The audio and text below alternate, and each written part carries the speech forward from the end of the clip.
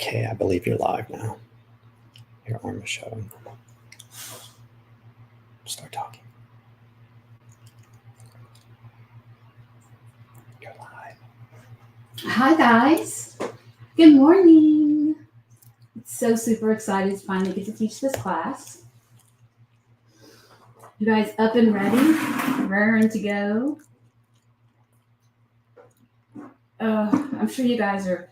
I'm very proud of you guys getting up and thanks, Laura. Getting up this morning and being ready to go after 3 whole days of making cards. That's stamina. I'm very proud of you guys. Hi. Thanks. And my husband Matt is in the room with me. Hi, Libby. Was I supposed to say hello? I guess. Go ahead and say hello. Hello, everyone. I wasn't sure if I'm allowed to speak or not.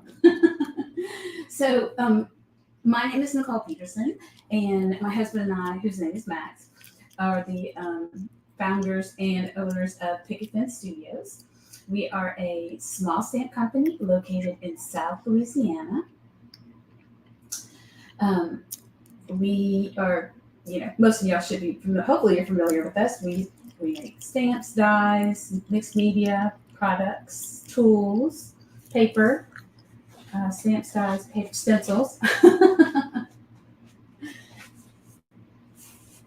Yes. Jen is here. She's going to be my moderator, Jen Cray. And my husband's in the room just to help me feel more confident, right? Also to help. Okay. And we have clarified I'm allowed to speak, so. Yes, he's allowed to speak. I appreciate that. Thank you. You're welcome. Yes, I'm not going to have a front view, guys. It's just going to be a down view this morning. All right. Well, we'll give it a couple more minutes and then we'll get started. While you're waiting, if you want to go ahead and grab your paper trimmer and the papers that came with your kits. If you want to go ahead and grab them. Aw, hello, Libby. Sweet girl. Oh, thanks, guys. So if you want to go ahead and grab.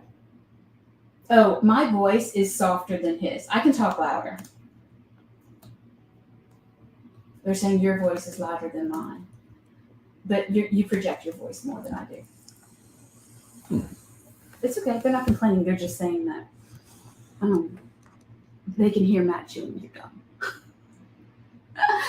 I just handed him a piece of gum. I tried to get him to open his mouth and let me throw it in his mouth when we were waiting here. And he's like, no way. You're going to hit everything and knock everything over.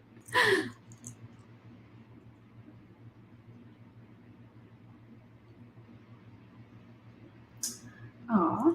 Point taken. Stop the smacking. Hi, Nicole. You were one of my helpers. I remember you. Yeah.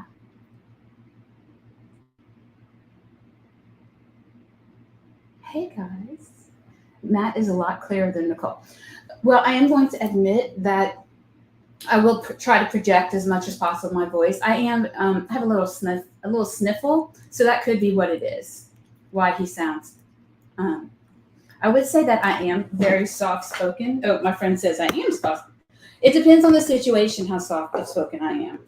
But I will definitely project my voice more. Good morning.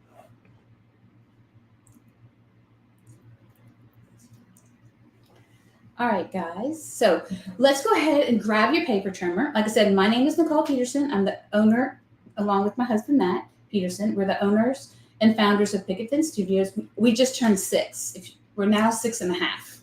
So these are the 3 cards that we are going to be working on.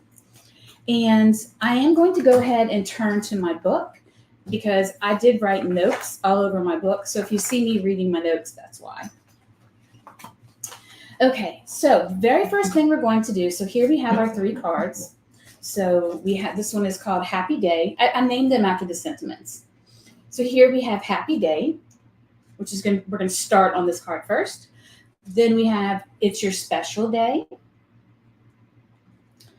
And then we have Hi, Hello Friend, Happy Day. So first we're going to work on this one. But before we do that, I wanted, if you noticed in your book, I had asked you, by the way, this is your stamp set. that came with your book, came with your kit. The only thing you had to do was stamp and die cut some of the sentiments, and then you just had to die cut our little artist Annie, and then the easel as well.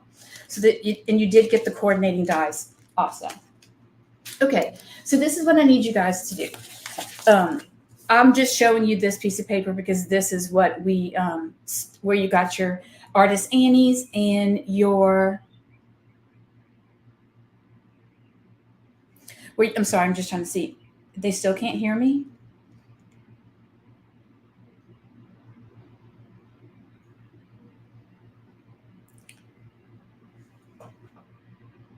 Is that, I'm actually under the microphone. Okay. All right, guys. Well, I would talk a lot louder. How about, is this better? Okay, someone said my sound is fine. So here, this is where you die cut your artist Annie's and your easels, just so you know that was all in your prep work. Now what we're going to do is I need you to grab 2 sheets, thanks guys, 2 sheets of the studio papers, these papers, okay? I think you got 3 in your kit, but we only need 2. Okay. What we're going to do is we're going to start by using your scissors to cut these apart. So that way they'll all be ready and we won't have to fiddle around with them.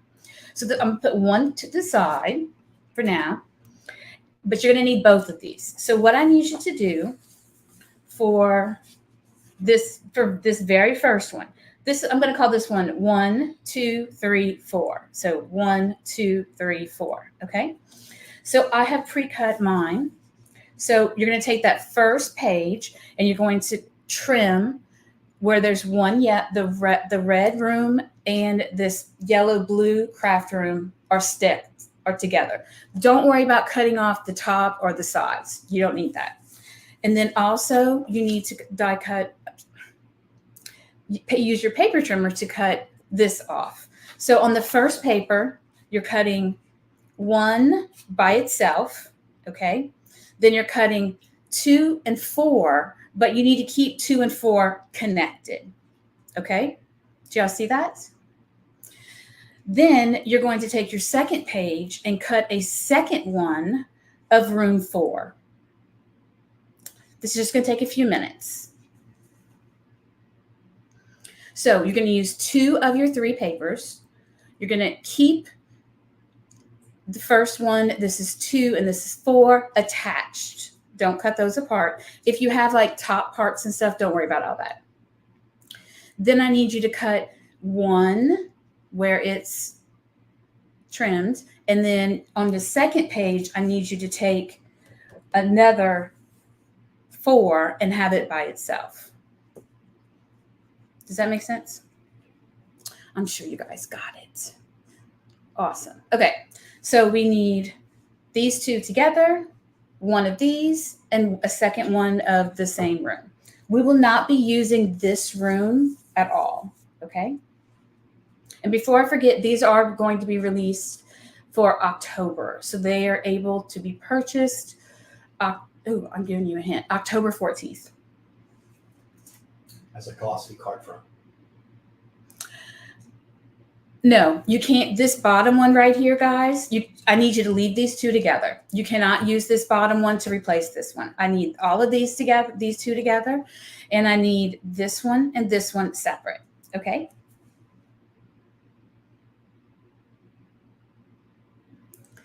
All right, so someone tell me when they're done with that. You should only need a few minutes.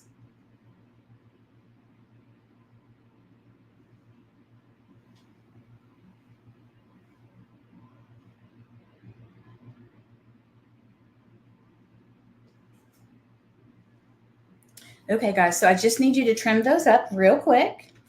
And okay, so the first person said they're done. I'm going to wait for 2 more people and then we'll go on. Done, got it, done. Okay, awesome, we're done.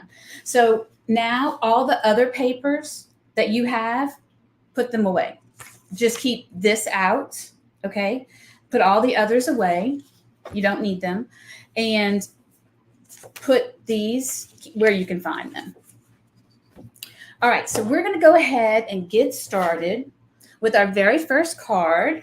Now, I made trays for each one of these cards, so just to keep myself organized. So I will be referring to my little tray, and I also will be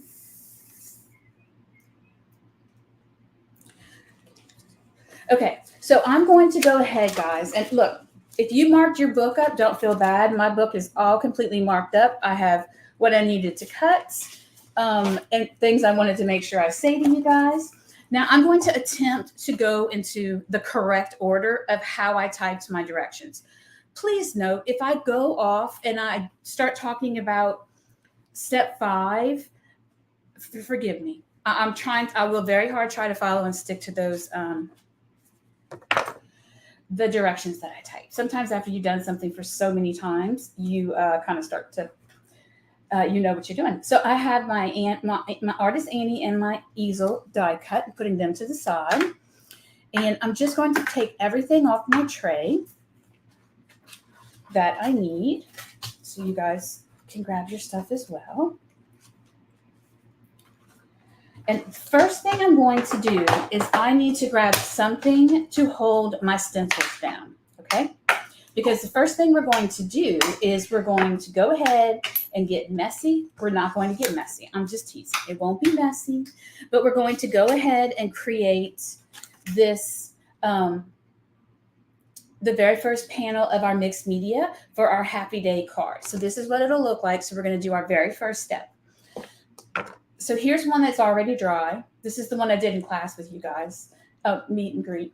And I'm going to be using my 8x8 paper palette, paper inking palette, and it comes with a very strong piece of plastic. Now, you're getting a sneak peek of something here, guys. So I really can't answer the questions about this board yet, but I wanted to use it to, you know, see how it was going to work. So I can't tell you about the board. Just say coming soon, okay? Now, our 6x6 inking paper palette, it's 8x8. But what that means is the inner surface is 8x8, but they have these beautiful beveled edges that I requested when I had this made. So that way you would have a large surface to play on. So the very first thing we need to do is go ahead and grab one piece of A2 cardstock, okay? One piece of A2 cardstock, and place it down on your surface, okay? Now I am going to use a little bit of tape, mint tape. I say little, it's not going to be that little. Only because I just want to protect my paper, because I'm going to be using paper glaze. So I'm just going to very quickly put some tape down on either side. If you don't need to do this, then skip this step. I'm just doing this because I need to be able to clean this palette off quickly during class. If I was doing this on my own, I would not put this tape down, because you can actually get paper glazes on our inking palette. I don't know about others. And you can get it off. You wipe it off immediately as soon as you can. But for this, I didn't want to have to fight with getting things off while we were working. Okay, so super cool here. The board is magnetic, okay? The inking palette is sticky. Yes, mint tape, I always love mint tape. So what's going to happen is I'm going to take my stencil, okay, your 6x6 stencil, and I'm going to place it on top. Now, but I took the sticky away, didn't I? I put the tape and now there's no sticky. Well, it doesn't matter, because guess what? We put it on top of a magnetic board. And since we put it on top of this magnetic board, all we need are some magnets.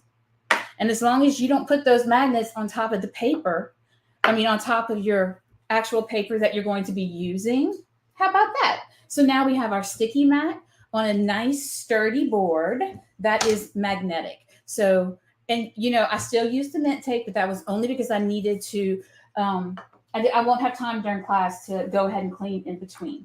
Thank you. All right, so go ahead and grab your paper glaze. You got 3 paper glazes in your kit. You got primrose yellow, huckleberry blue. We won't be using huckleberry blue in class, guys. Then your Twinkle Lights Clear. Mine doesn't have it should say Twinkle Lights Clear. So these were the 3. But right now, the only thing we need to use is our stencil, our art spatula, and our yellow primrose paper glaze. Okay, so we're going to go ahead and take some out. Now I'm going to talk about some tips about applying paste this is glaze, any type of mixed media product like this. Now I want to make sure I don't have I'm going to start at the top, and I'm going to start with less product than I think I need, okay? Less is more. Now, I know sometimes we want a very thick application, and as soon as you start putting some of this paper glaze down, these 2 side magnets, you can move away because the paper glaze is now going to help this stencil stick to the paper. So I'm only applying, and sometimes I need to turn it a little bit. I'm just applying this yellow primrose paper glaze to the stencil, okay? Try not to scrape too much. And notice, I'm only going in one direction. I'm not going this way and then pushing it back up. When you push it back up that way, what happens is you're going to end up, or you could end up accidentally pushing glaze underneath your stencil. Okay, now you also have to do this very quickly. So I'm going to put my paper glaze back into my jar with my and I'm going to quickly pull up this stencil, because what I have learned is our paper glaze dries super fast. And when I do lives, I have a tendency to run my mouth. And last time when I did this with the meet and greet with you guys, I actually, it stuck to my paper because I was running my mouth talking to you guys. You need to get the stencil off as soon as possible. Lift it up as soon as possible. And if it's on your magnets or whatever, it's okay, because it cleans right off. And look, I am using one of Sweet Petunia's magnets. So now I'm going to pull off this tape, and I am actually just going to throw this tape away. I usually try to save it, but when it comes to something like this, if I save it, who knows? I might drop it on my shirt or something, right? And then ruin the shirt. All right, yes, our paper glaze, guys. I am the little chemist behind all of our mixed media products. I made all the recipes. My husband now actually mixes them, but they're all, and some of the recipes we actually have developed together. All right, so I'm going to take this now, and I'm trying to think if I need my palette again. I'm going to actually just leave this on here because I don't think I need it. But you need to go clean your stencil, or you can drop your stencil in a vat of water. I have a vat of water right here, you guys, where what you can do is keep this close to you, because paper glaze dries super fast. And what I have is this little old container right here, and I just fill it with water. I suggest you do not use something that you actually would want to use again. Make this your paper glaze little to go. And then after that, I just drop it in there. I make sure I clean around the lids of my jars as well as my spatulas. Just in case if you're talking too much, it won't dry to your paper. What? The stencil? No, the stencil, if you're talking too much, it will stick to your paper. Well, but you'll get it in the water. Oh, yeah, if you get it in there. Yes. Yeah. Okay. So I'm taking this and I'm going to move it to the side. And if you have a fan, okay, if you have a fan, like a ceiling fan or something, put it next to your ceiling fan or underneath your ceiling fan, because what happens is it'll help dry. So we're about 20 minutes in. We're going to move on, put that to the side, and don't worry about it. Okay? We're going to move on. We have a new puppy. And he was trying to eat the mint tape with the paper glaze on it. Hold on, guys. Sorry. All right, now we're going to move on. So what we're going to start with, get everything off my tray. Our very next step after that was number 2. Your step was stamp and die cut Happy Day, which I have done.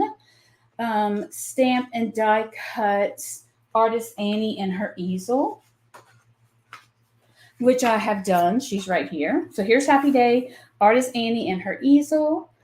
What else? Okay, and then we're going to take those 2 card panels.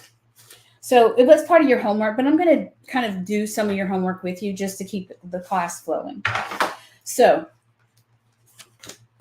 we have 2 card fronts, okay, in the directions, and you were asked to glue these 2 card fronts together, okay? You just need to glue them together like so. And what we're doing is we're making a double layer that's super thick. So that way, when we're doing this card, you're going to see this card has many different levels. And I'm going to be using liquid glue with the Misty Glue Press. Now, I don't have the Nouveau glue in here, guys, because where we live in Louisiana, it dries way too fast, the Nouveau glue. We have so much humidity here. I actually put Bearly Arts, Bearly, yes. So right here, I'm just quickly gluing those 2 together just to have a nice sturdy piece.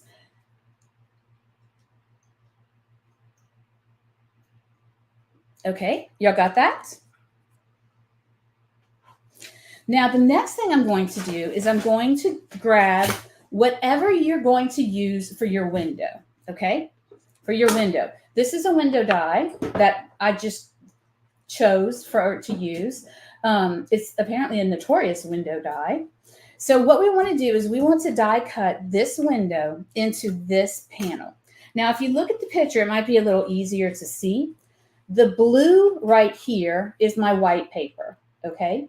And then the black you can see is my window. And you can see that the window is not going all the way to the top and it's not in the center, okay? We're going to think of this as thirds.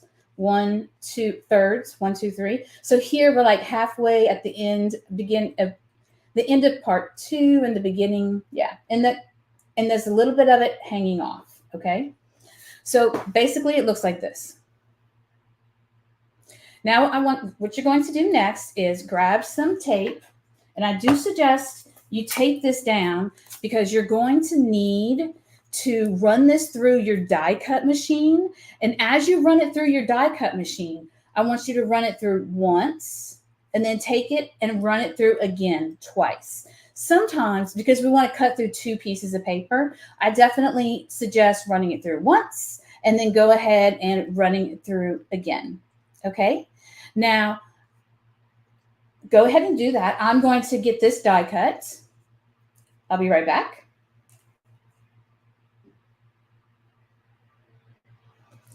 So while everyone, if you have to leave to go do your die cutting, that's cool. I'll take the chance to show you where this window came from, this notorious window. This is a set that I came out with about a year ago, I think. And it is called Basic Die Cutting Die Set 1, okay? And what it is it's a set of arches. There's some ovals in here. There's this window that goes with the arches. And then this could be a shelf on a wall, or this could go underneath as a window, okay? So this set was meant to be used and abused in many different ways, okay? And again, this is called the Basic Die Cutting Die Set 1. We have more coming out. So that's where I grabbed my window from.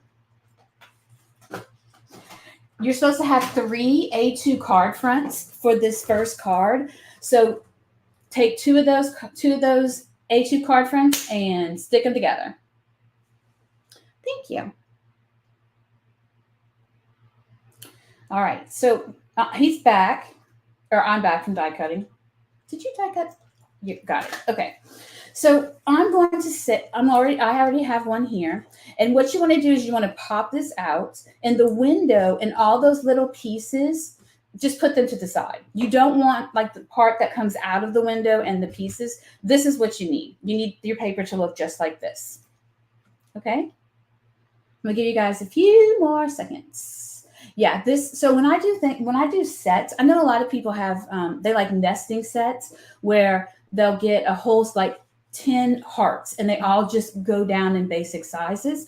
But I don't use that many hearts. So instead of making a whole set of hearts that just get smaller sizes, I'd rather figure out ways to, yeah, that's cool. Use what you have. Definitely, girl. Definitely. If you have one already, then you use what you use. But you can also do this with a rectangle. If you have an oval, actually, what Kathy used in her class this morning, that oval that she used, that oval die, that would have worked for this.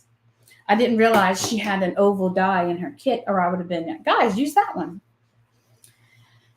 All right. Yes. Okay. So now what we're going to do, the next step, so we are going to take this piece. Remember this one piece that you had? Now, what's important is we're going to, the most important part of this piece right here, the hardest part, guys, is for you to determine what part of your scene you would like to show, okay? Now, remember, on this corner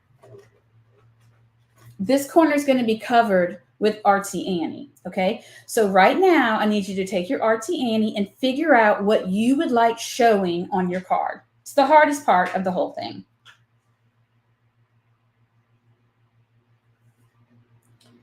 Your measurements are in your book, and there's also, Jen, can you put the measurements in for her?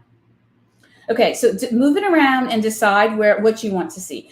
I know that I would like to see this chair a little bit, but I think I'm going to focus more on the light. I like the way, you see in the original one, you can see the light. So I think I'm going to stick to that. So what I want you to do is turn this over, try to flip it over where it's not going to move. And you want to, guys, this is the bottom of your card, okay? So this bottom needs to stay aligned with the the studio card and the white window card front need to be aligned. So when you flip this over, it's very important to keep them aligned and don't move it like I just did. And if you remember in your class list, it said regular tape, regular like, I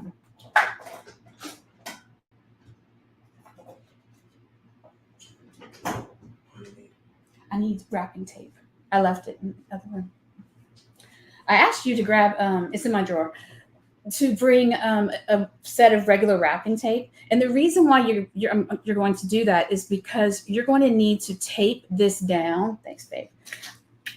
You're going to need to tape this down perfectly where it ends up even with that bottom. So I just found for this part, it was easier to just use some regular, cheap, everyday wrapping paper. I actually use this type of tape in my card making quite often.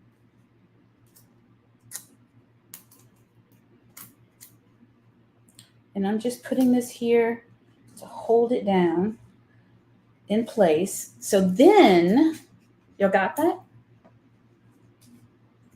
So now when I turn it over, I can see that it's perfectly aligned at the bottom.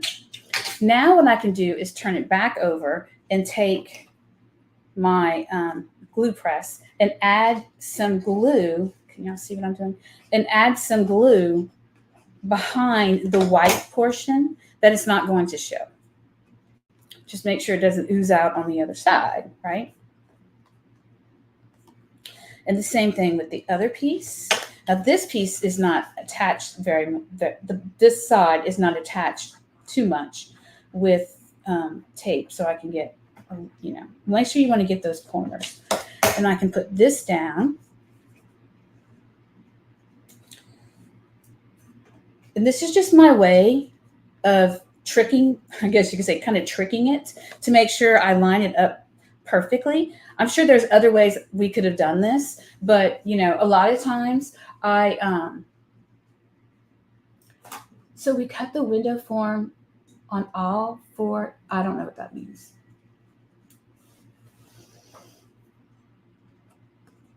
Okay.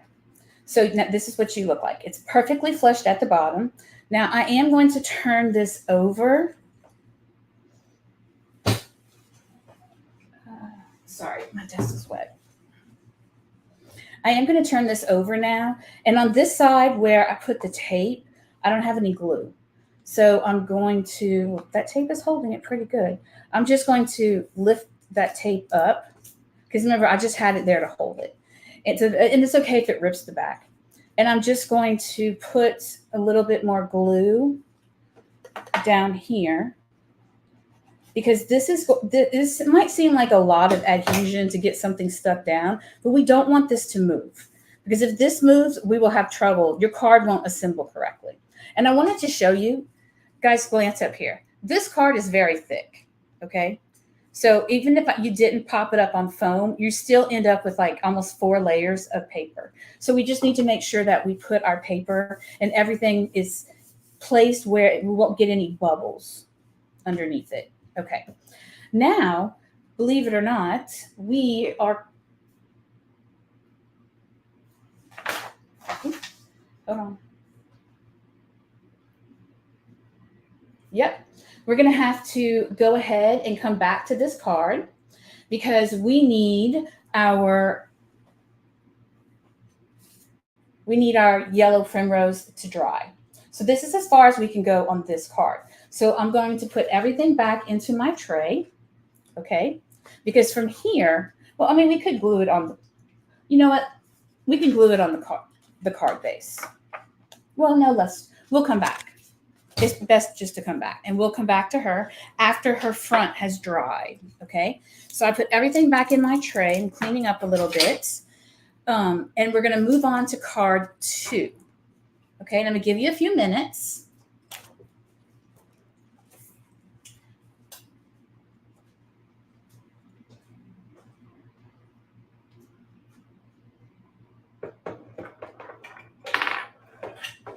Thank you.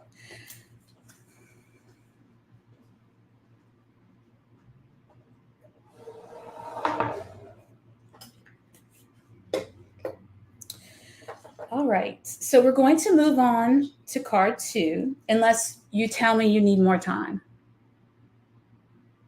Let me know if you guys need more time. We're going to move on to card 2, which is called It's a Special Day. It's this one. And that's because you have your panel that this yellow panel needs to dry because we're going to have to die cut it, okay? And we do not want, we have to let it dry.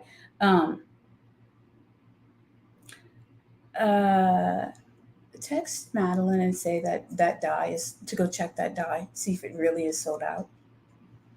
The basic die cutting, the window die, because they're saying it's sold out. If it's sold out, guys, don't worry. We'll still give you the discount when we get more in. It could just be tracking was not accurate on it. Okay, you ready for card 2? All right, girls and gentlemen. All right, this is a fun card, okay? There's some techniques on here that I had never done before, and I was super excited when I thought about them because, you know, this class has a lot of glazes in it. And then I know Simon Hurley, also with Ranger, was using paste in his class. So I really wanted to find something that wasn't your everyday, just take a stencil and slap something on top of it, right? So that's why I came up with embossing the card front 3 times, then stenciling a really pretty clear, glittery glaze on top of it. And we'll see how you like it. So the first thing we're going to do is we're going to ink blend. Sorry? They ran out yesterday. Okay, I will order more, which will probably take about 3 to 4 weeks. We'll talk about that later. Where's my I need my board. All right. So I'm going to, oh, this is drying well. Yep. We just, I don't know how yours looks. Mine is still wet. No way can we can we ink blend on top of this and die cut it, right? So this is just going to have to continue to dry. All right, now what we're going to do is I'm going to using my inking palette, my paper inking palette again, and we're moving on to card 2. So card 2,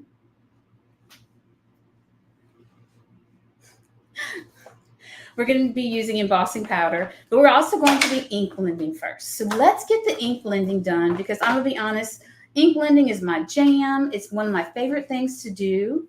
So I have been excited to go ahead and ink blend with you guys. And since this is a top folding card, I am going to place my card on my inking palette. Now you use whatever you have, ladies. I keep saying ladies. You guys use whatever you have to get your stencil to stick. Actually, we don't need a stencil here. To keep your paper still. All right, you guys ready? Now, I don't know what happened but this is where we're going to be using 3 shades of blue, okay? Actually, I'm going to move my card down a little bit, and I'm going to do that because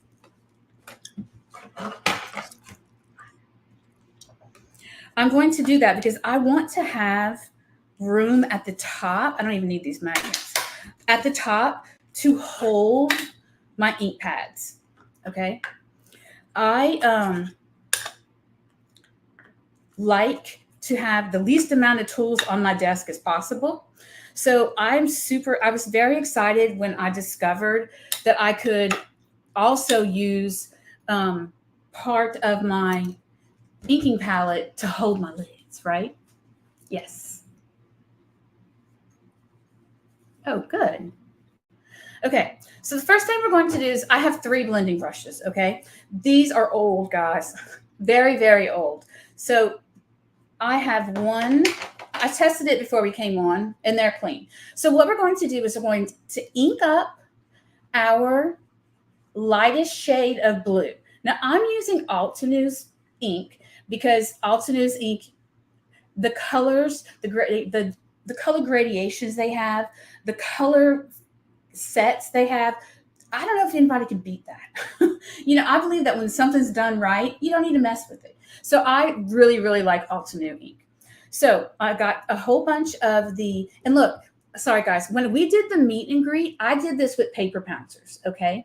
However, this time I'm showing you the same thing, but I'm using paper blending brushes, okay? So I'm going to ink blend the entire palette, and this does not have to be beautiful, okay? We're actually not even going for perfect. And I do hold my ink head, my head brushes like this, and then I take my other 3 fingers and wrap them around the handle, because this brush was actually brought out to help people with arthritis. So holding the head and then holding the rest of it, your strength comes in your head. The handle part is where you allow your whole hand to grip it, okay? So but you can use it however you like. If you don't need to hold it like this, some people, like I saw someone say, might hold it like by the handle, but this for me is not enough. I don't have enough strength in my hands anymore to actually allow to just hold it by the handle. So I'm just very quickly, it doesn't have to be pretty. The reason why we're putting the first blue all the way across is we're wetting the paper, okay? And by wetting the paper, this is going to allow the other 2 blues to blend faster and easier. The color I'm using is Dewdrops from Altenews. We do not have an ink line, Picket Fence, and honestly, we never plan on coming out with an ink line. There's so many companies out there, guys, that do it so well. We just honestly think that we can just support the companies that help us, and we want to support our friends. And why beat something that's already get done? It's good. It's beautiful ink. Okay, now we have a medium. So this is our light. Now we have a medium blue and a dark blue. Okay, so I'm grabbing another brush. So this is my green brush, is staying right there. I'm grabbing another brush, and I'm going to pick up some of the medium blue. Now, this, guys, is completely random, okay? I'm randomly adding shade areas of the medium blue. Okay.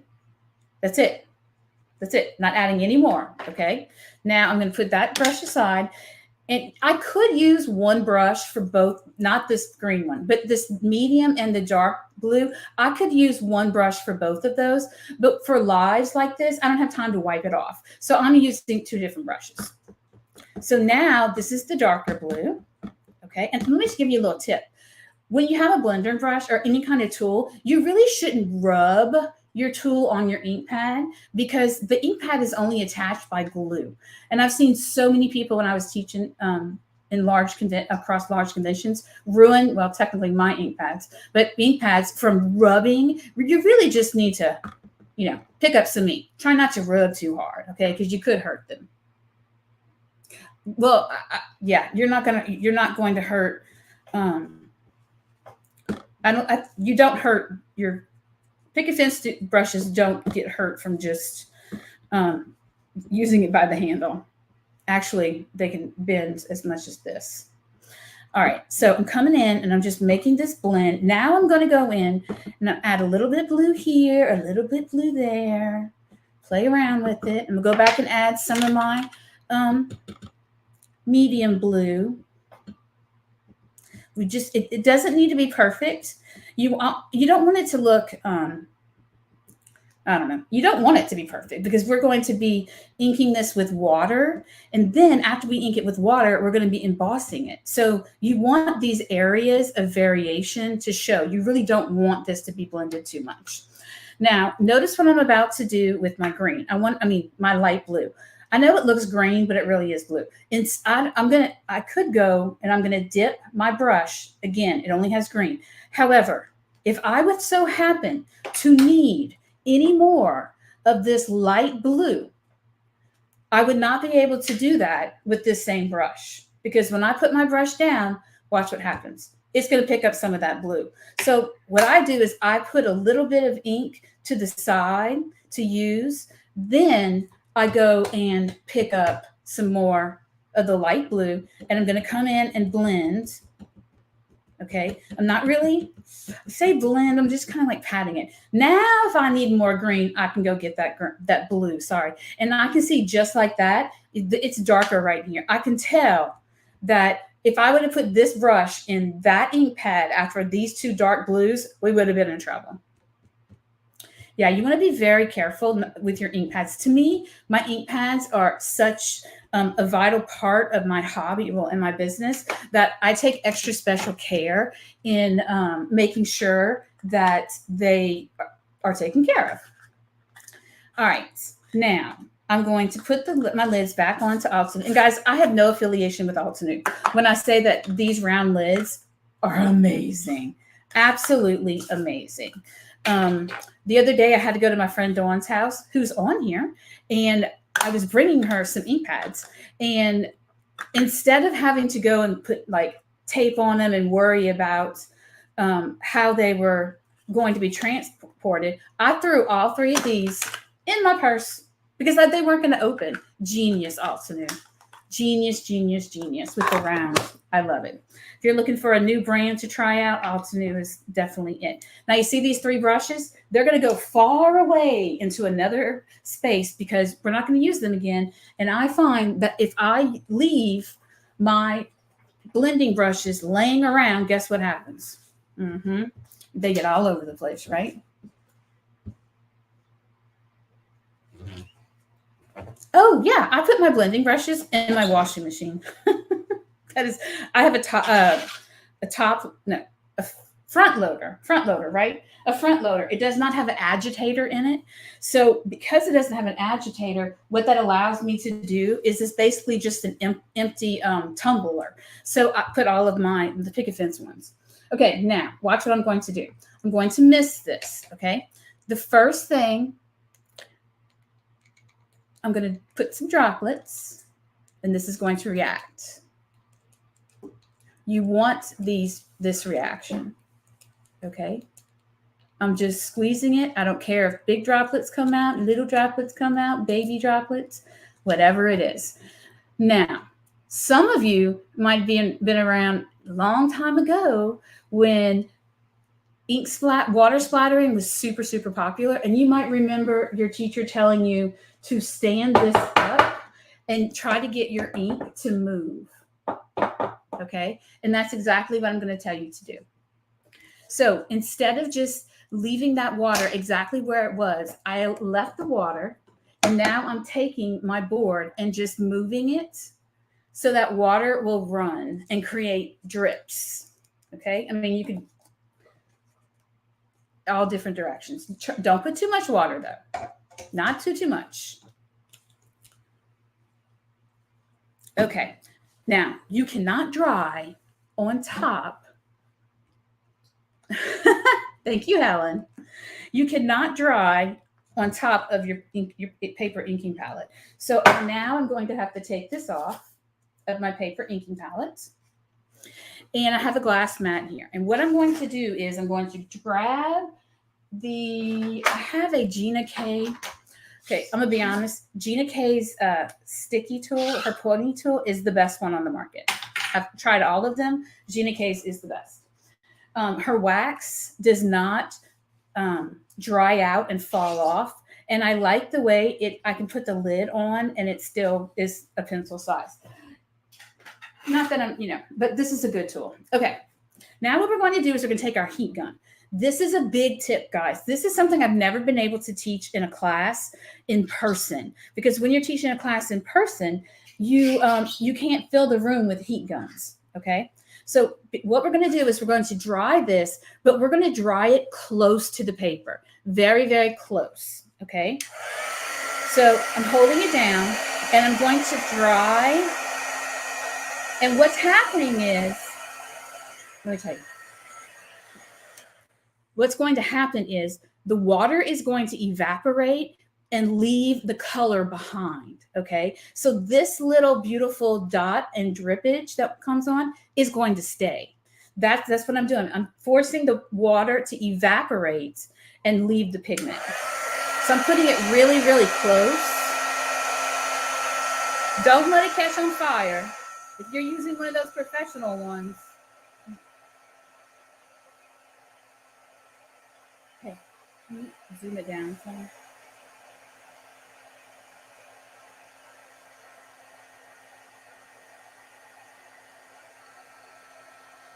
I'm going to zoom it down for you a little bit. Zoom it closer.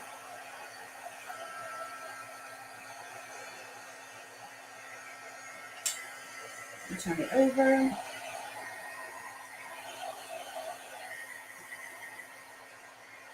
Okay, now we just need to focus. There you go.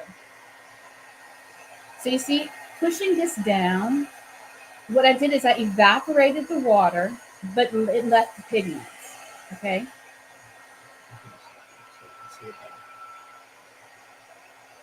And now I'm just trying to get the entire card to dry.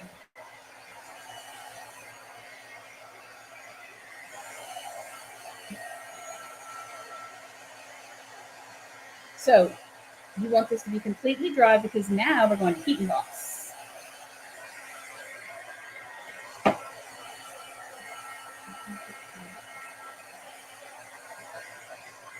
All right. So now it should feel crispy, okay? Crispy like. All right. And I'm going to grab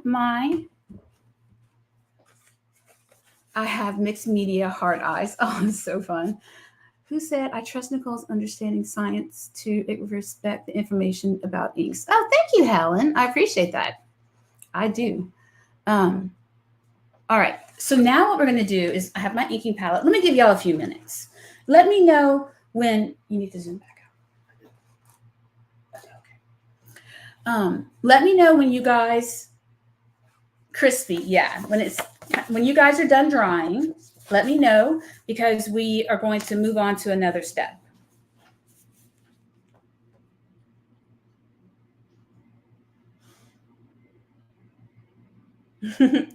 Yeah. Yeah, and you could do this with oxides, guys. You know what? I live in South Louisiana, where the humidity in South Louisiana is a nightmare. Inks behave differently, just like watercolors behave differently in different climates. And when I tell you that anything that has a lot of pigment ink to it, like oxides, they do not dry. They literally, unless you put, well, we could have used it here, but unless you're going to put embossing powder on top of it, which we could have because we were about to do that, then you it'll never dry. One time I made my mom a card using the oxides because they're so, and I have every oxide, so don't think I don't have them, girls. But I never use them because I made a card for my mom. It was all beautiful pink, beautiful, beautiful. And guess what? She got it in the mail. She opened it up. Guess what happened? You're just not going to want to know. She stuck her thumb in to pull it across, to pull it out the envelope, and had re-moistened. I know that's a lovely word. We all like that. Yeah, it had wet. It was wet again, even though it was dry when I left my house. So now what we're going to do is, I did take that off, sorry. We're going to pounce with a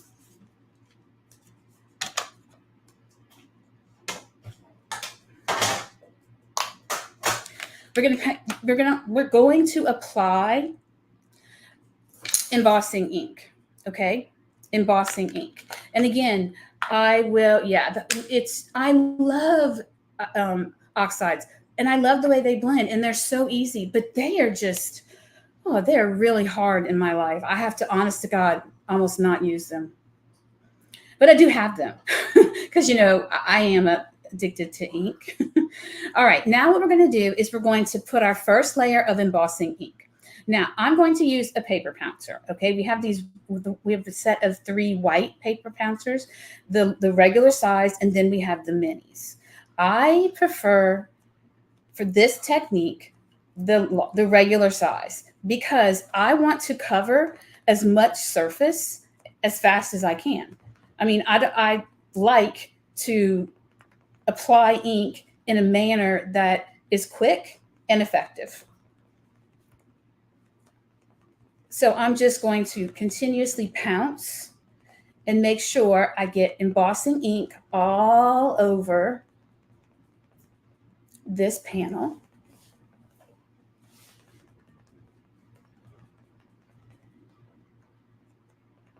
Now, I know some of you did this with your homework, and I did show this in the meet and greet, but those of you that have already done that, I'm doing it here, even though it was part of the homework, and I've showed it in the meet and greet, because to me, this is what you wanted me to teach you, these techniques, right? So now I'm going to just lift up my panel. I'm going to put the panel to the side because you don't want embossing powder on it. It's not going to kill it if it gets embossing powder. It's just not fun to take off. Now I'm going to stick my card into this vat I have of clear embossing powder. I don't have embossing powder for any other companies except Wow. I need to hit Christopher up and tell him to mail me some. So, because you guys like it so much and we use it in these classes, I maybe should be using what everybody else is using. But this is Wow Super Fine Clear, and I've used this forever. So now I'm going to put this down, and I'm going to grab my heat gun, and I just want to melt this whole entire thing. Now, guys, if you have never seen heat embossing, watch, because it's super cool.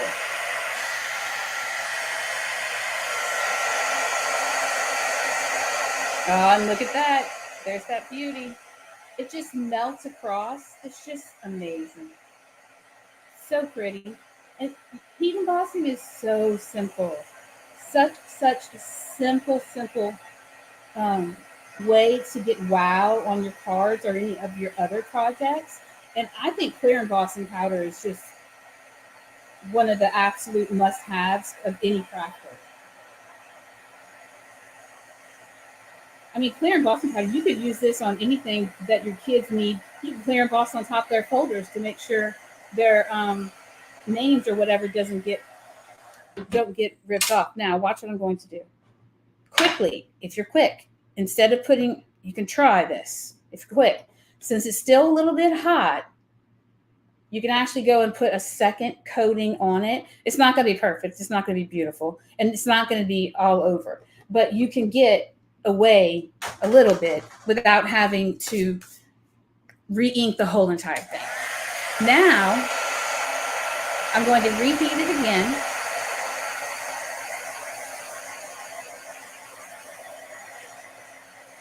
And you're going to see, now you're going to start seeing layers and layers of ink, of the embossing powder building up. This is why I wanted you to do this in with three layers. I did see someone say that they didn't want to do it because they thought it was a waste of their embossing powder. And okay, that's cool. But guys, when we have even just a teeny tiny little jar of embossing powder, let me tell you something. You will probably never use that whole entire container of embossing powder unless you are using it all the time. Because I use this much clear, and WOW sells a really good value. You get a huge jar for like $22. I don't know what the other companies that are participating in here, what they sell for their embossing powders. Because like I said, I've used to sell WOW, and it's the one I'm familiar with. So I covered it one more time. I'm going to bring this back. And this is the only embossing color I have it like this. The rest of them I have in little, the jars that they come in, because this is the one that I use, that is my go-to. The one I use all the time. Catherine last night using that cute little clothespin so she didn't burn her fingers. It's like so funny. Hardcore crafters, we don't care. We get burned. It doesn't matter. Just teasing you, Catherine. All right, so this should be the last time, right? All right. Here we go. Now you're going to see this beautiful, thick layer showing up. And I do find it takes 3 layers to get this. Now you can use, WOW does sell a thicker, clear embossing powder. I think it's called UT. However, I find, this is just me, in the past, this could be because of my climate. In the past, the UT embossing powder from WOW cracks on me. I don't know why, but it could be my climate. But this is how I get this magnificent card fronts. Ta-da! How do you like that? All right. Next, what we're going to do, of course, I have embossing powder everywhere.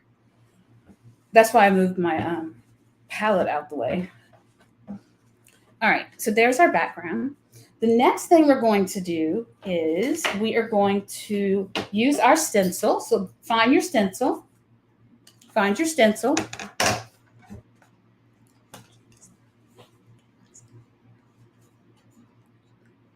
I'm asking Matt to wipe my stencil off for me, so I'm asking him, give me my stencil. Yeah. All right, so I have to clean my stencil off real quick. And now we're going to take this. I'm sticking it to my, oh, you know what? I want to do something first. Sorry, guys. Before we go on to the next step, we need to put a backer to this. Okay, we need to double back this because this card, since it's been embossed, it's a little warped. So before we go any further, grab one of your card fronts, okay?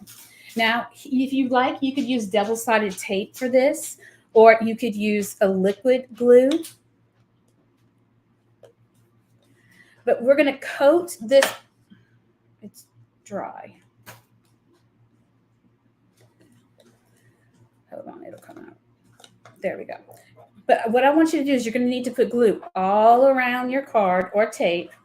Don't use tape runner. You want to use either liquid or double-sided tape for this because this is very important to seal this to the back of this card. Okay? This is for stability. This is not, and I'm using a lot of glue. This is for stability of this card. not for necessarily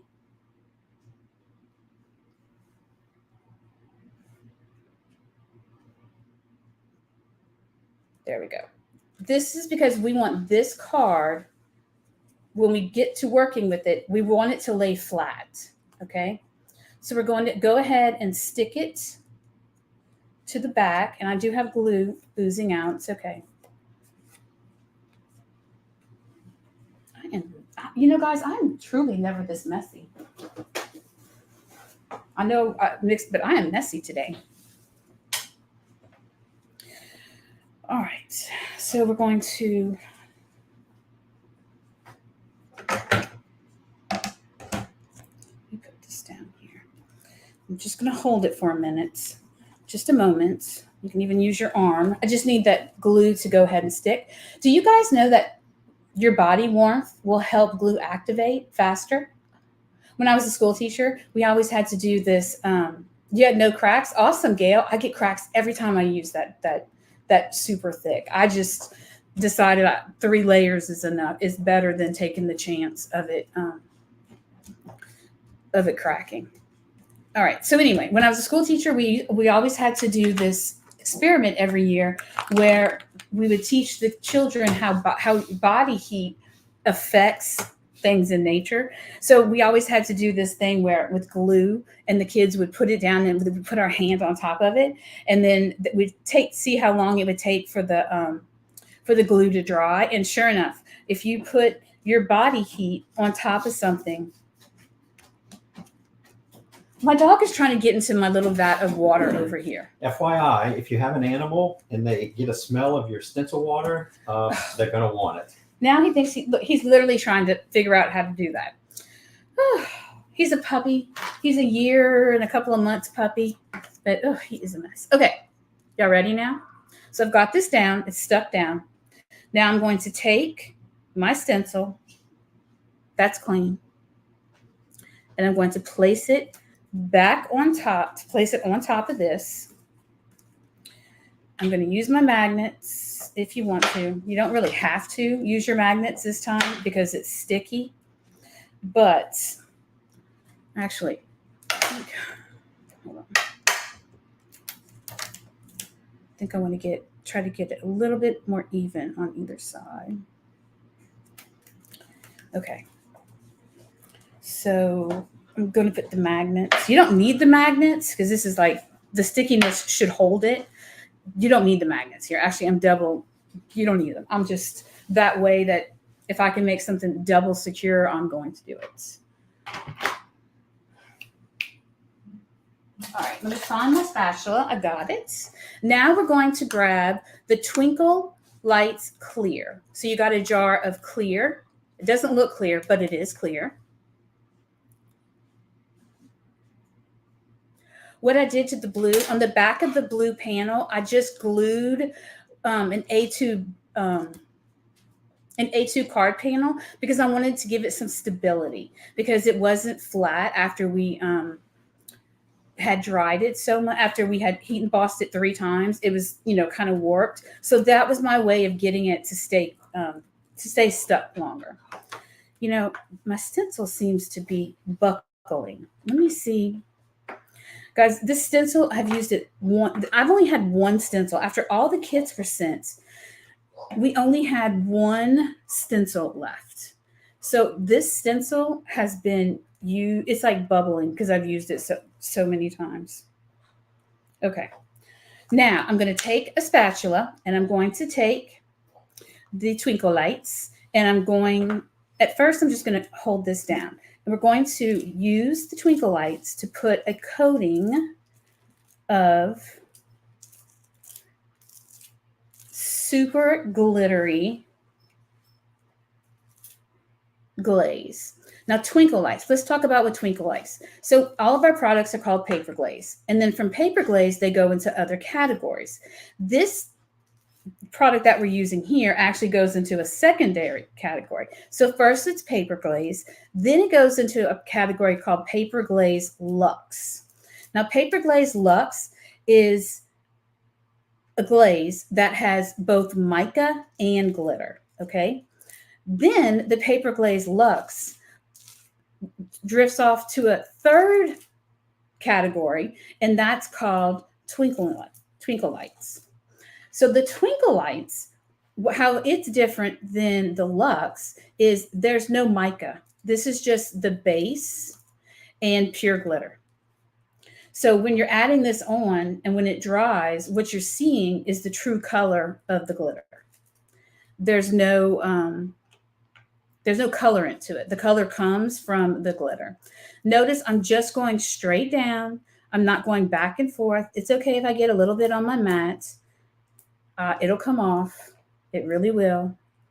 Just try not to poke your mat too much, but it'll come off. If you wipe it right away, it comes off.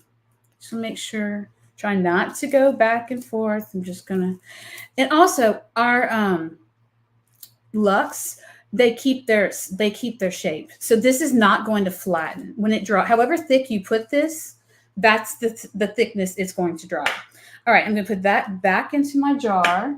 However, before I start cleaning that, I need to get this off so I can get this pulled off my stencil, because I absolutely do not want that to dry on my card base. So pull that stencil off first. Now I'm going to clean my tools. Thanks, guys. Okay, depending on how thick you put it, you might have caused it to be white instead of clear. If you put too much of it on, and guys, also it's not dry yet. So you can't really judge it until it's completely dry. So when it's dry, I do not put press and seal on my jars. Why? Because I asked my husband about it, and he told me he didn't think it was necessary. And I asked my dad, who's an engineer also, and I don't know. I just don't. What I do is I make sure I clean off the lids, clean off my tools, make sure my threads are clean, and then put the lid back on, and I keep them in a shelf where they get very, very little exposure to sun. Now, we had a hurricane about, 3 weeks ago. I did find about 5 or 6 of my paper glazes that were dried. But you know why it was like that? No electricity for 9 days. And it's middle of September, and it is hot. So yes, we absolutely, if your glazes are exposed to extreme heat or extreme cold, they could dry on you. But out of all the ones I have, I only lost like 5. All right, I'm going to attempt to pick this up. And I'm not going to wipe the edges with my fingers, okay? I'm just going to go put this to the side right there and let it dry. Now, since I have a lovely assistant, my lovely assistant is going to clean off my board for me. Isn't he a lovely assistant? Y'all give him a round of applause. Good job, babe. Good job. He is a good helper. All right. Oh, yeah. Charlene is great with our, yep. Guys, you know what? I'm going to be honest with you. When it comes to the press and seal, I don't know the answer either way. I really don't. I truly don't know what's best and what's not best. For me, I personally don't put the paper in my jar, but that doesn't mean that you shouldn't. You need to do it where it's best for you and the climate that you live in, okay? Now, I need you to, we're still working on that second card, so I need you to pull out the piece that we cut together, and of course, mine just got wet. Put the piece that we cut together and left together. I need to heat dry this. All these baby wipes and wiping and stuff now. Oh, you're getting all kind of claps, babe. I have to dry. My paper got wet. So find this piece right here. Pull it out.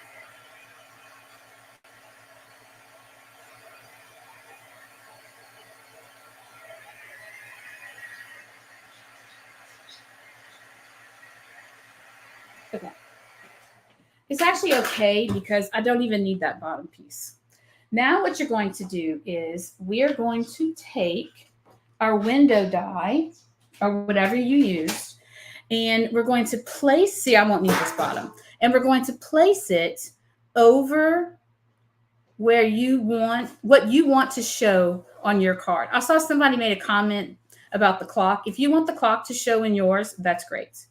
However, I have done this. I think I'm going to do more this way. I've done this card so many times. And you're going to notice, do you see how, let me push it up. Okay. Do you see, I had you leave these two together for a reason, because these are horizontal, and we needed this to be vertical. So your window is going to overlap at the bottom, but it doesn't matter. Nobody will notice. So we're going to do this, and I'm going to grab a Sharpie, and I'm going to trace my window or an arch or whatever it is you chose to use. And I'm going to trace it. Okay. Now I'm going to cut it out. So find your scissors. And you see how it went over to the bottom card a little bit? And you might think, oh, Nicole, that's ugly. I promise you won't even see it. And I'm just going to cut this out. It does not need to be absolutely perfect. Let's take our window. Let's see. Place your window just to gauge. Your window is going to go like this. So I'm going to cut off the Sharpie. Do you see how the Sharpie's on the outside of the window right here? I'm going to cut right on the side of that Sharpie to get rid of the excess, because our window is going to go on top of this. And don't worry, if you mess this up, you have a whole nother one. You can redo it. These are just our practice cards.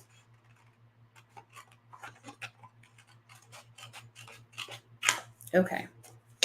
Now, let's see. Did it cut to our window? Nope, I need to trim mine a little bit more.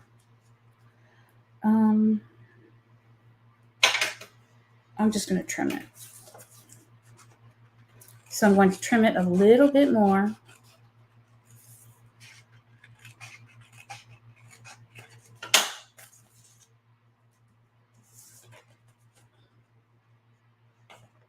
So my bottom is correct. I just need a little bit more at the top. Remember how I had you guys glue those 3 windows together?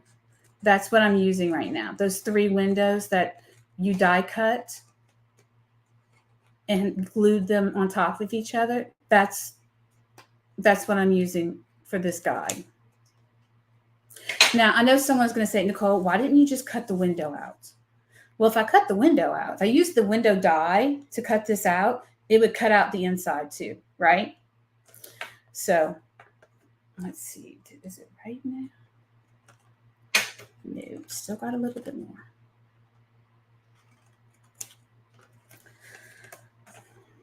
Okay. All right. Good enough for now. We'll check it. Now, our next step is, let me look at the book.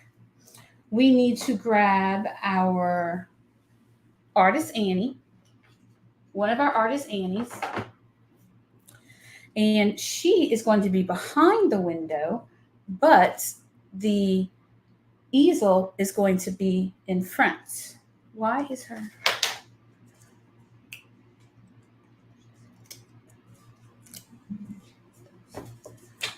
Okay. So here, her easel is going to hang off a little bit. I'm looking at the picture, and it allows the easel to hang over. So I'm going to glue down.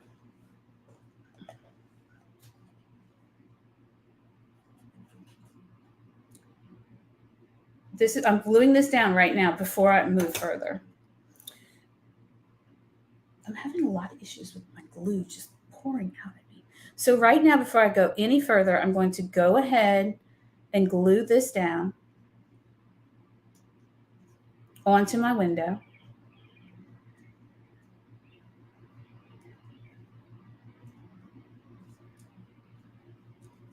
Okay.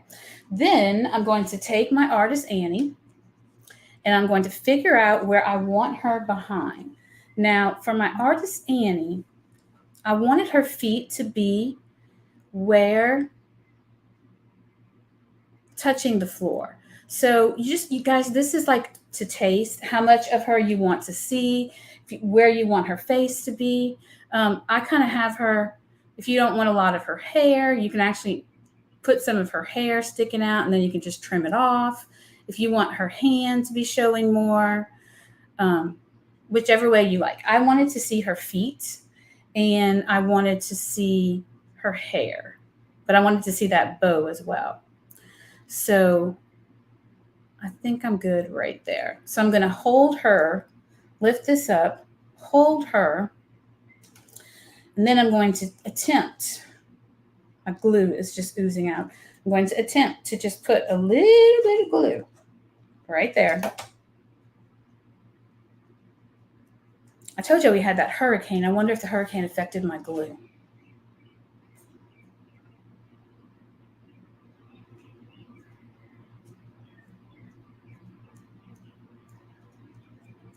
All right, now I'm going to finish gluing her down. Just add a little glue as I go.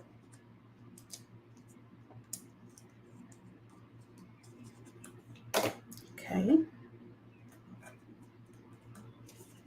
Get some glue up here. Now you could pop her up and do all kind of extra things, but this card has a lot of elements to it. So I thought the first time we did this, we should just stick to learning the techniques and then adding extra later on.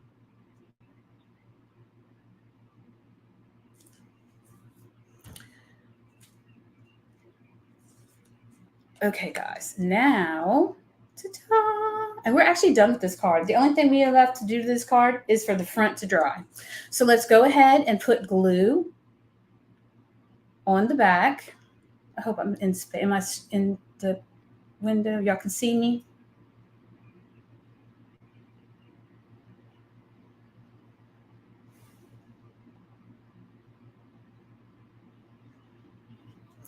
Just putting a little bit of glue on all the parts of the window.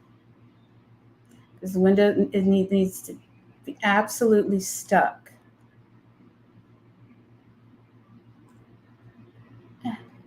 Okay. I know I'm shaky. All right. Now I'm going to put this down.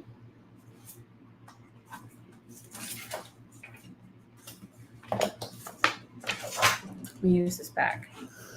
I'm going to lay this down on top because I know I'm going to have some glue oozing out.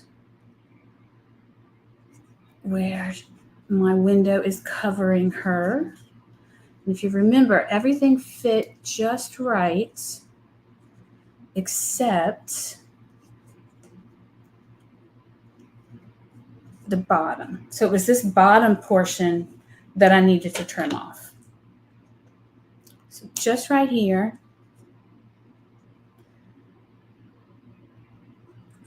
Just right here, I'm trimming off. And there we go. To get a little bit of glue right there. Just gonna wipe it off. Now, what I like about this technique? If you're putting your glue down and you make a mistake, and let's say you get glue like on the outside of your window, it's okay. Go cut another window out and just glue another window on top and your little boo-boo goes all away, right? So now we're actually finished with this card. Other than we just have to wait for this to dry, right? And then we put this on top and then that's it. So let's go ahead and do our sentiment, which is "It's Your Special Day," which I have right here.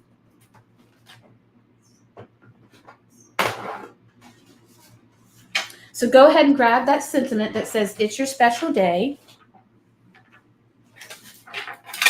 No, it should be in here. Oh, there it is. I found it. Now, we're just going to, I found these cards were super fun. They were so easy, I found, to figure out where to put the sentiments. I have 2 of them, guys. And since I have 2 of them, I'm going to double it up. Only because I already have 2, so I might as well use both of them. This wasn't on purpose. This is just because I have two, and chances are I'm going to lose the second one and not get a chance to use it. So I'm just going to glue two of these It's Your Special Day together. Then I'm going to glue it right here on the easel, cocking it to the side a little bit. I don't know. I just found that all these cards, I usually sit there forever and have to work on my sentiment, but these 3 cards, the sentiments just seem to have their place. So this card is finished, except we just need that to dry so we can then attach this to the front and then on the card front. Okay, let's go ahead. I'm gonna put this to the side. Do y'all see that? Because we need to get on to our next card. And look, if you look at mine is starting to dry clear. See, it's no longer looking white. It's drying clear. All right, so I'm gonna move this tray to the side. And this is the easiest card yet. The easiest one right here. Okay, so go ahead and clean up a little bit. I'm gonna give you a few minutes. How many? I have 40 minutes. Yeah, I have 2 hours. So it's 11 to 12, 12 to 1. Yeah, I have 40 minutes. Okay. I'm making him nervous. All right, so moving on to card 3. Card 3 is very, very simple. This is card 2. I need this tray, sorry. All right. Card 3 is Hello Friend, Happy Day. So this card right here, this one. Super easy, but super fun. All right, I'm gonna move all this to the side. Now, if you want, you do not have to do this, but a fun technique for this card, okay, is I wanted her to stick up a little bit more, okay? And I really prefer to use tape. I mean, to not use foam when it comes to something like this, because I like it to be flush and hard. So if you like, when you remake this card, you can take some extra die cuts and white and die cut and glue her all together. We're running a little low on time, so we're not going to do that. So what we're going to do, though, is we're going to start with our card front. So we need to grab an A2 card front and wherever you're using your ink. Okay, this is fun. This is so much fun. So easy. All right. So the first thing we're going to do, the directions say, we're going to use we're going to use our stencil, but this time, technically, we're not using our card. We are using our stencil as a new type of tool, okay? We're going to turn this into a stamp, if you will. And we're going to grab our 3 blues again. And we're going to grab, well, whichever you like. If you want to use your pouncers for this, or you could use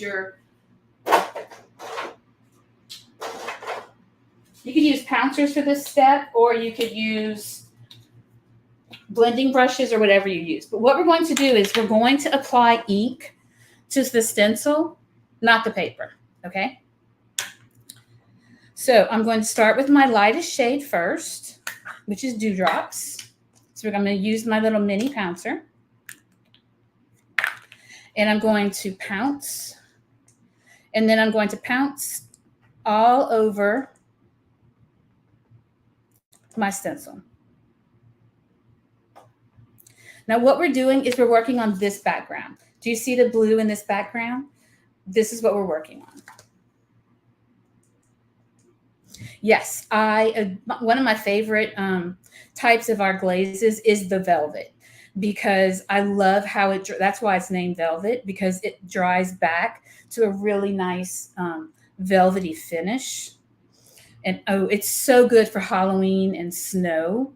And then what's cool about it, you can actually use it to like build up your snow and then go back and paint over it, because it'll harden, and then paint over it with like a clear glitter. And then it's amazing. Now I'm going to go and add some dusk. Did anybody see where in the Ooh, yeah, that's fun. Okay, now I'm going on to dust. Did anybody see in the directions how it said duck in one? You know who did that, right?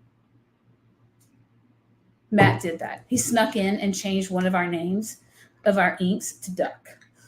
No, it's dusk. But obviously the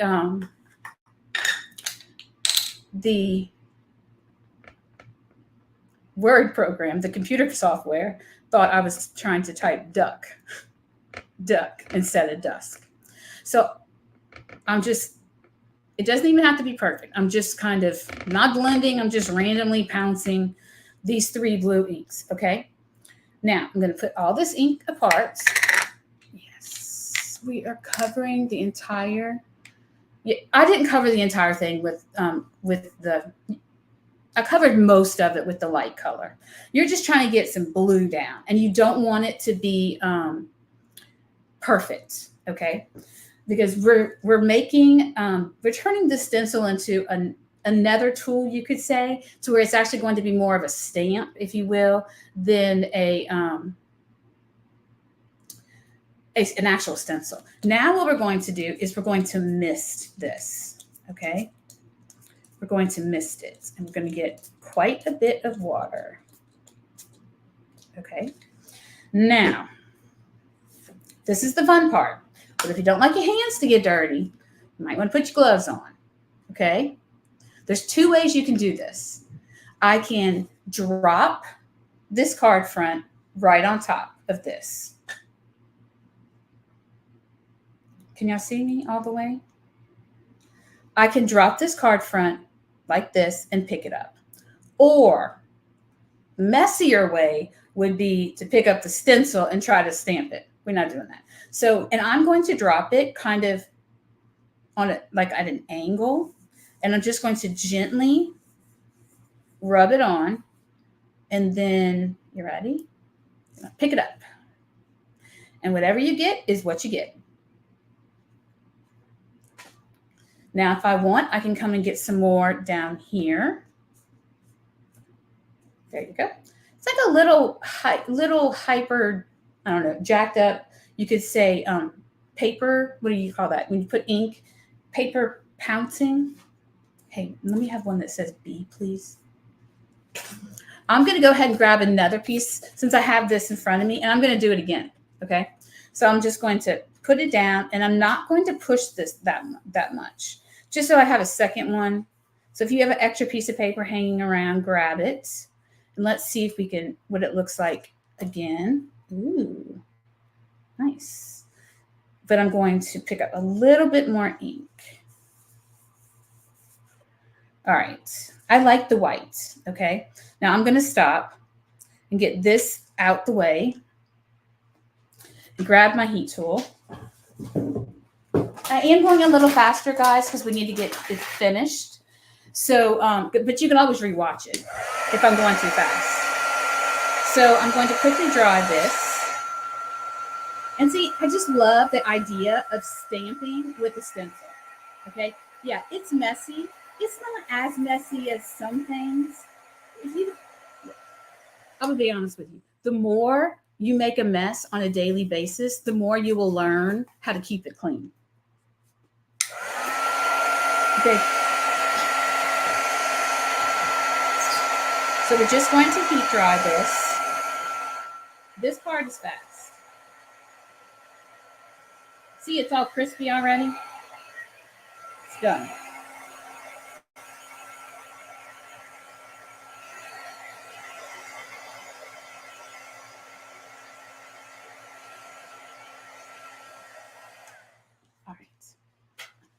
Now I have 2. I think I'm going to go with this one just because I like a lot of the white.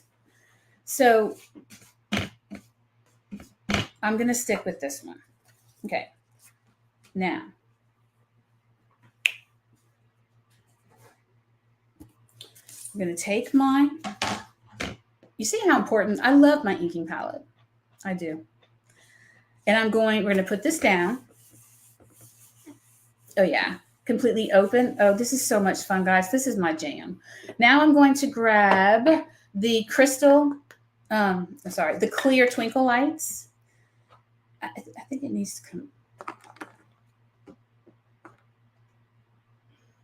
And I'm going to put a thin layer, okay, guys? Thin, very, very thin layer of the twinkle lights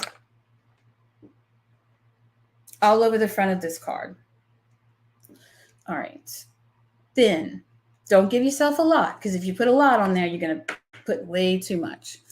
So I'm just coming in and I'm going, and you're going to hear scraping, okay? That's the glitter. That's how much glitter is in the twinkle lights. There's so much glitter, like you can hear the glitter. We finally have maxed out the amount of glitter that you can use in a product. Because my husband, because I tell you, I usually come up with the formulas, and then he's like, what? What do you want me to do? What?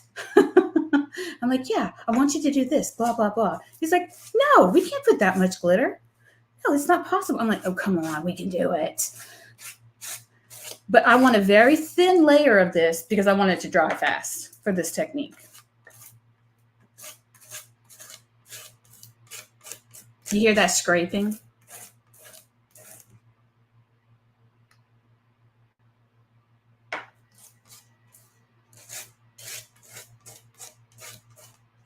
Especially want the glitter to be where the white is. Yeah, it's okay. I'm getting glitter all over my inking palette, but it's okay, guys. It just literally will come off. All right, good enough. Now I'm going to go ahead and lift this up. Where is my...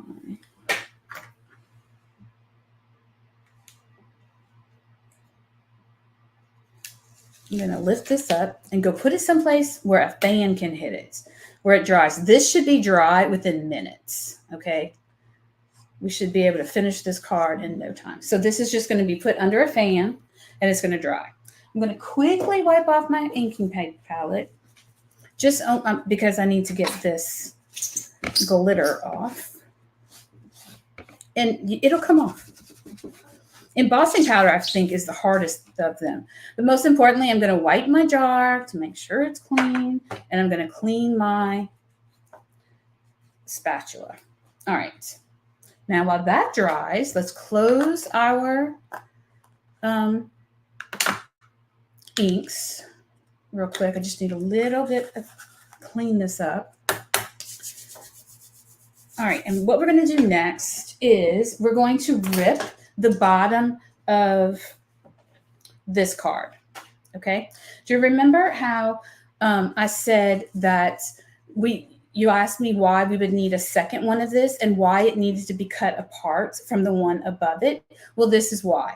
Because what we're going to do is, if we're going to look at the card, and we're using this as the floor, okay, to anchor everything down. So right here, I'm going to start here. And if you want a lot of white to show, then you're going to tear forward, okay? If you don't want any white, then you tear backwards. And I do like to tear, actually kind of change it up. And on my side, this side is higher than this side. So I'm just going to try to mimic that without getting it. There we go. So now, what we need to do, so we have this here. We need to trim this. Don't glue anything down, though. We need to trim this to fit A2 while we're waiting for our paper to dry. So right here, I'm going to just take an A2 card front, like so. See, and make sure you decide is it dry? Yeah, it's almost dry. And I like this high part to show. We're not gluing it down yet, though. I want this high part to show. So I'm putting that there, and I'm going to turn this over and just give it a little snip. Okay. Now, all we have to do is wait for our paper to dry. What time is it? Is it dry? No, it's not dry. We're going to come back to it. All right. Is our yellow paper dry yet? Now let's clear up and go back to our yellow paper. Let's clear that up. and see if our yellow is dry. Remember this? Because this is all we have left to do on this card.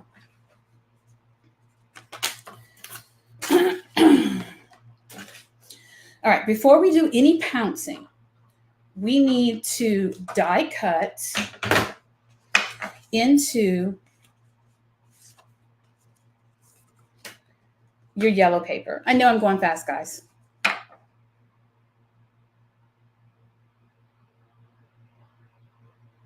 All right, we need to figure out where we are going to cut into this yellow, because this yellow is going to just go right on top. So however way you can figure it out is fine. I am just going to guess. I'm putting one on top of the other, and I'm literally just going to guesstimate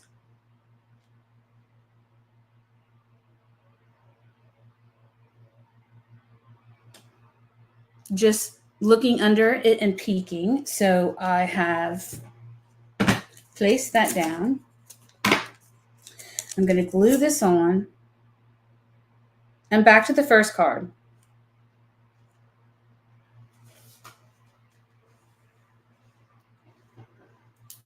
All right, I'm going to take this down. Now, I'm going to take this and run this through the die cut machine, okay? I'll be right back, guys. I'm just going to go run this through the die cut machine. My blue paper, this is dry. I mean, it's dry enough for us to finish the front of it. But let's try to get this card finished, at least. Which one? It's this one. So we do need, go ahead and find your Artist Annie, one of your easels, and then your little happy day. Because all we have left to do is die cut that, ink it, and then glue these things together. And we're done with this card.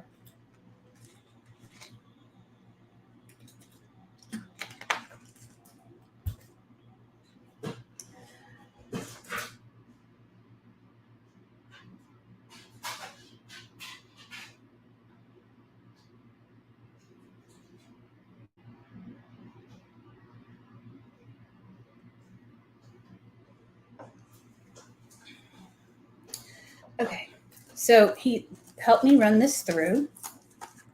And now I have a card that looks like this. Okay, guys? So now what I'm going to do is I'm going to glue, well, first I'm going to ink one on top of this. And I'm going to, that looks good. Now I'm going to ink one.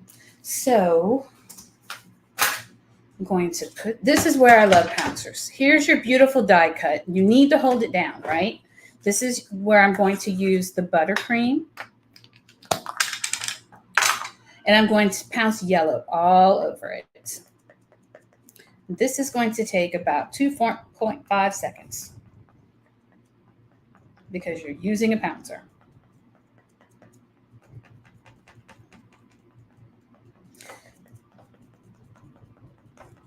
How are you guys doing? We're back to card one. We die cut the window into the yellow panel, and because it's dry now we're going back and we're inking it up to taste to whatever you like, however much yellow you want. And I'm using my paper pouncers because I just want to quickly transfer ink. I'm not really doing any blending. I'm just putting ink down. So that, to me, that's what a pouncer is for. All right, done with that. Now I can take this and glue this on top. Excuse me. Now I'm going to take this and glue it on top of my first window. So I'm going to use liquid glue. I do believe in liquid glue. It just down here, it just works. It's just easier. Little tape runner they come undone. The humidity gets to it, and it's just a yucky thing. Where the liquid glue really forms a nice bond. And if you ever feel like you put too much glue in one area, you can always just grab like a piece of trash or something, and drop your die cut onto that spare paper, and then pick it back up, and then it'll have, smoothed out your glue. So here, what we want to do is we want to try to make this as straight as possible.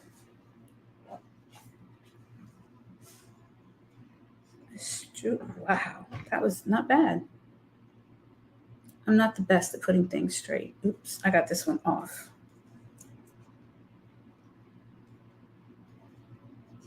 Also, a good reason why to use liquid glue, because if you get it wrong, you can lift it back up.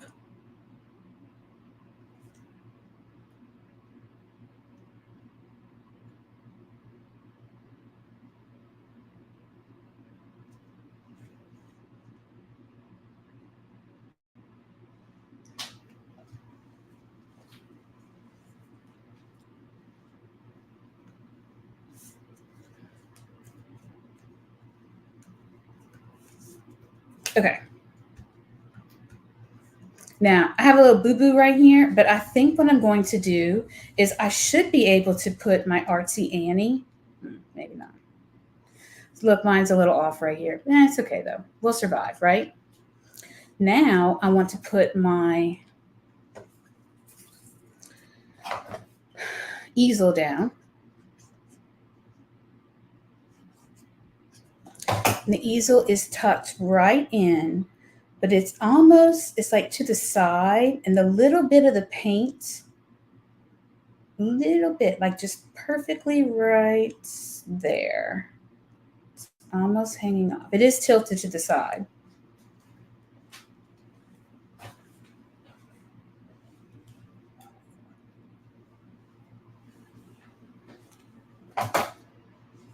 All right. And then we're going to put our artist Annie. Oh yeah, I did cut this part of her off because it was coming out between her legs. So I did cut this part of the easel off, and that way she looked much more appropriate. There we go.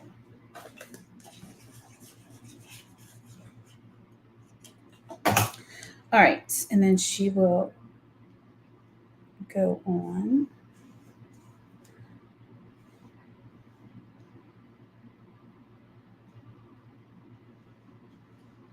Move it up a little. Oh, sorry, guys.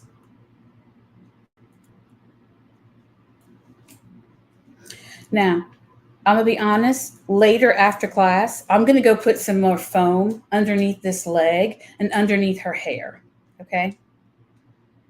But I need to find the correct thickness to put under her leg and under her hair, because you don't want it to be too thick, because then half of her will be hanging up. All right, and then we have our sentiment,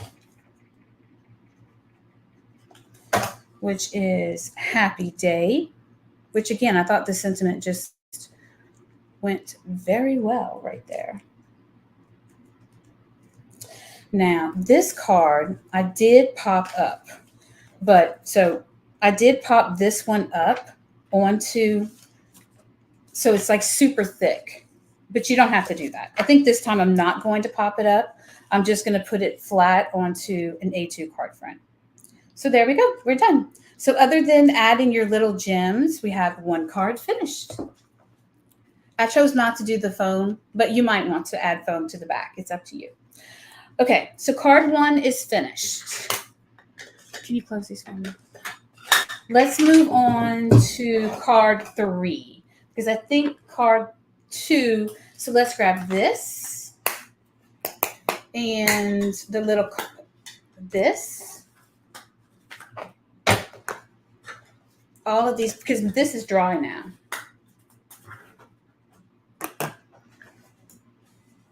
Okay. So the first thing we're going to do is we need to glue this down to here. All right, so let's get some glue. And I'm going back to card 3, guys. Sorry, I know I'm moving fast, but we will finish in time, or right on time.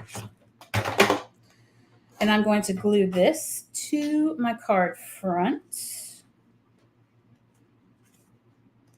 Love liquid glue because it gives you that time to wiggle it around. Okay. And then here, literally, you need to make sure you glue down this part because this is going to anchor everything. See, it's so pretty. And if you just put her on there, yeah, but she needed to be anchored by something. So that's why I tore a little piece of the bottom of one of those studios off. And I really didn't want it to be like perfect across the top because it's kind of grungy with that technique we did of just dropping it, like kissing the stencil. So here, and we already trimmed it, so it's just going to fit right back on it. Okay, and then we have our little girl, and I did put some extra behind her, I see. But again, that's just up to choice, meaning I did add some extra layers under her, but that's okay. And she goes about right there. Now the glue is going to take a little bit longer to dry. You just need to hold it down. Just hold it down a little bit longer. Use your clean fingers to get some body heat going. Thank you. Thank you for telling me, guys. Could you zoom out, Matt? We need to zoom out a little bit. Sorry, guys.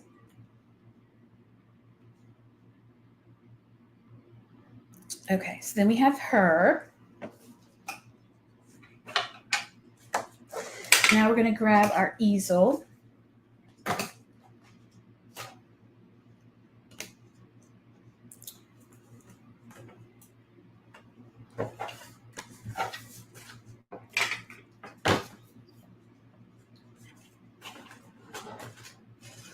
Okay, we're going to pretend I put my easel right there, and we're going to take our sentiments, and our sentiments are fun. I just literally dropped hi, hello, friends. Oh, he found the easel. Yeah, this easel I did, this easel has this little leg cut off, the one that he found, but I'm just going to not put an easel on for right now. Come on. Okay. So we have hi, happy, hello, friends, and happy day. And you just fix those how you like them. And then you put your easel. Pretend my easel has its leg. I don't know what happened. It's around here somewhere. And then you have your easel. And then a little bit of bling. And you're done with that card. All right. Now, isn't that pretty? Now let's finish our last one. Okay?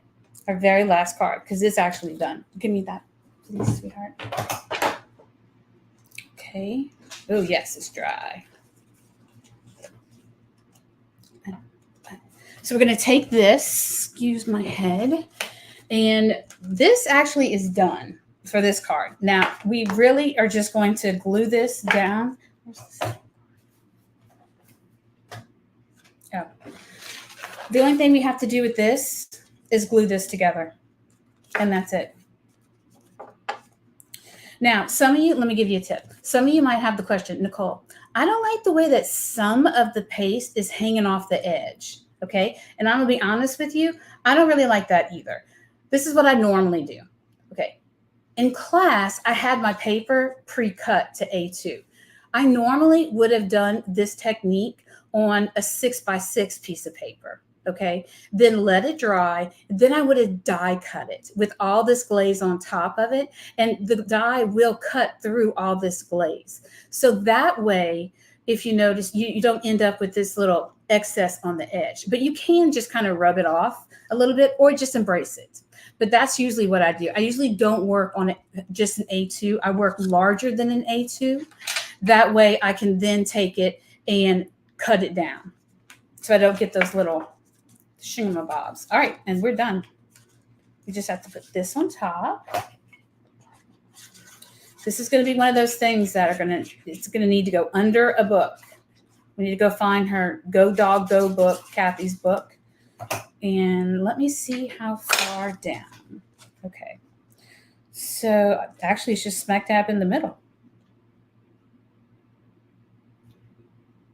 Can you paper trim or cut with scissors, paper glaze when it's dry? Yes, you can. Once the paper, yes, you can cut it. You can cut through it. It might be a little bit difficult for you to do it and get it like straight, but you can definitely 100%. It depends on how thick, yeah. But I mean, you have to like be really thick with it for it not to die cut. I'm just holding this down so I can get the glue to bond with, because paper glaze has glitter in it, and glitter is plastic, and glue is also a form of plastic. So you have to really hold these down to get them to bond. We did a lot in class today, guys. I know it might seem like I was hopping around a lot, but that's what you have to do when it comes to mixed media classes, because you have to wait for things to dry. And we're not done. We still have 10 more minutes. This needs to go under a book. But look at the difference in my colors. And it was the same inks. This first one I did, very blue. This one, much more turquoise. Same ink. Who knows why? This needs to go under a book. You didn't think you were going to like these cards? Oh, well, I'm so glad you do like them. And see, guys, I mean, look, my hands, I got a little bit of blue. I just got to go wash my hands and it's going to be all off. She was a science lesson. Yes. And that's funny. I taught elementary school for 18 years and my two favorite subjects were science and math. Science and math. That was always my let's have fun. So the only thing you have left to do is to, if you didn't glue them onto card fronts, glue them onto card fronts. This one's not glued. And to add your sequins and gems. But I think in 2 hours, doing all of this and all these different techniques in 2 hours is amazing. And I think you guys did a great job, because I know this is intimidating. I know you really have to trust the person you're teaching and really go ahead and just say, okay, I'm not sure about this, but let's try it. And I know this is going to sound very soapy, I guess you will, or what do you call that? Cheesy. But I truly, absolutely believe you only learn if you make a mistake. I used to tell my students all the time, if you get everything right, the first time you try to do something, you sit down and you do it right the very first time. Well, you know what? You didn't learn anything. You just either got lucky or you already knew how to do it. Making a mistake, just go with it. It's fun. Yep. Wide range of classes stretch you, and yeah, definitely. And also this is my style a little bit, but then I'm also a little bit more I'm mixed media, but I also I don't know how else to explain it. Usually my colors are darker than this, but I have to learn to teach to what everybody likes, and that's what's important. So let me show you, this is Artist Annie. Let me show you, we also have some others with Artist Annie that I wanted to show you real quick. So she is our fourth one to come out. So Freckle Friend. So Artist Annie is our fourth Freckle Friend to be released.